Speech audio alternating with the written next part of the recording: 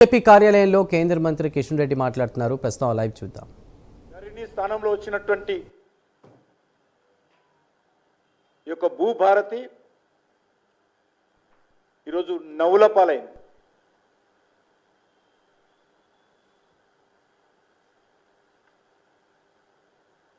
ఈరోజు చాలా దుర్మార్గంగా రాత్రికి రాత్రే ప్రైవేట్ భూములను 22A కింద పెట్టి వేధిస్తున్నటువంటి పరిస్థితి మనం చూస్తా ఉన్నాం. ఏ రకంగా ఉందంటే హైకోర్టు కామెంట్ చేయడం జరిగింది.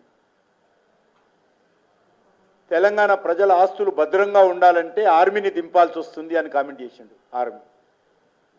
హైకోర్టు న్యాయమూర్తి పరిస్థితి ఏ రకంగా ఉందో అర్థం చేసుకోవచ్చు.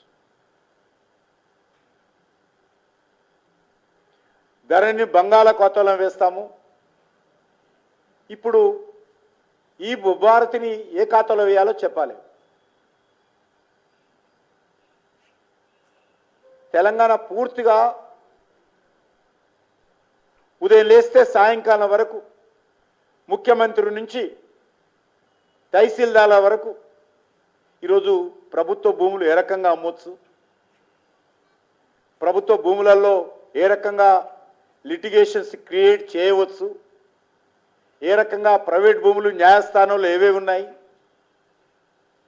న్యాయస్థానాలలో ప్రభుత్వం వర్సెస్ ప్రైవేట్ పార్టీలు ఏమున్నాయి, అవి ప్రైవేట్ పార్టీలకు అనుకూలంగా న్యాయస్థానంలో ప్రభుత్వ తరఫున వాదనలు తగ్గించి ప్రైవేట్ పార్టీలకు అనుకూలంగా తీర్పులు ఏ రకంగా తీసుకురావచ్చు, వాస్తవాలు న్యాయస్థానం ముందు పెట్టకుండా ప్రభుత్వం తరఫున ప్రభుత్వ న్యాయవాది వాదించకుండా ఏ రకంగా లిటిగేషన్స్ను క్లియర్ చేసే విధంగా